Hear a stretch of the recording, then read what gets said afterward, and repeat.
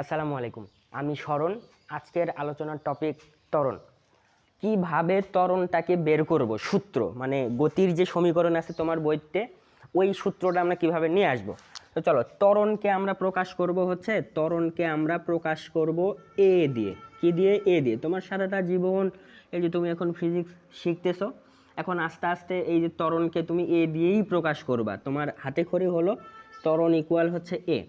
ত্বরণ আমরা কি শিখছিলাম? ত্বরণ আমরা শিখছিলাম হচ্ছে বেগের পরিবর্তনের হার। তার মানে বেগের পরিবর্তনকে আমার সময় দিয়ে ভাগ করতে হবে। বেগের পরিবর্তন আমরা এখানে লিখলাম হচ্ছে বেগের পরিবর্তনকে আমরা সময় দিয়ে ভাগ করব। তার মানে বেগের পরিবর্তন কি বলতো? বেগের পরিবর্তন হচ্ছে শেষ বেগ মাইনাস আদি বেগ, তাই তো? আমরা যে কোনো পরিবর্তন বের করতে তো শেষটা বিয়োগ আগেরটাই করি, তাই না?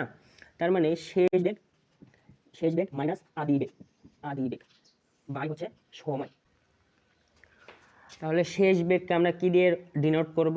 শেষ বেগকে আমরা ডিনোট করব হচ্ছে ভি দিয়ে, এবং আদি বেগকে ডিনোট করব হচ্ছে ইউ দিয়ে, এবং টাইমকে ডিনোট করব হচ্ছে টি দিয়ে। এটা হচ্ছে এ।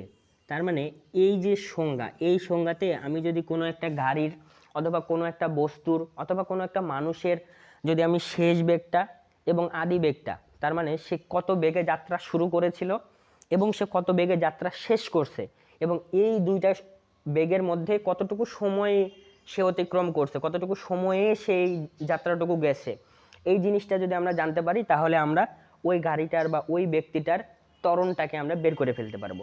আবার এই জিনিসটাকে একটুখানি সিম্পলিফাই করা যায়। কিভাবে করা যায়?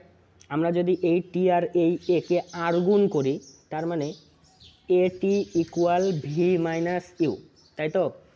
এই ইউটা এখানে আছে মাইনাস, আমরা এ পারে নিয়ে এসে প্লাস করব।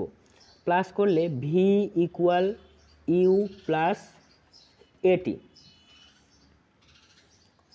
এটা হচ্ছে আরেকটা গতির সমীকরণ। বোঝা গেছে? একই গতির সমীকরণ, কিন্তু একটু সিম্পলিফিকেশান ফর্ম আর কি। তো এখানে যদি আমরা কোনো একটা বস্তুর ত্বরণ, সময় এবং আদিবেগ জানতে পারি, তাহলে ওই বস্তুটার আমরা শেষ বেগটা বের করে ফেলতে পারবো।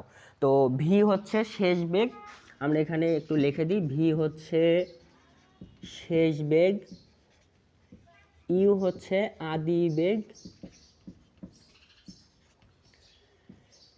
এ হচ্ছে ত্বরণ, আর টি সময়।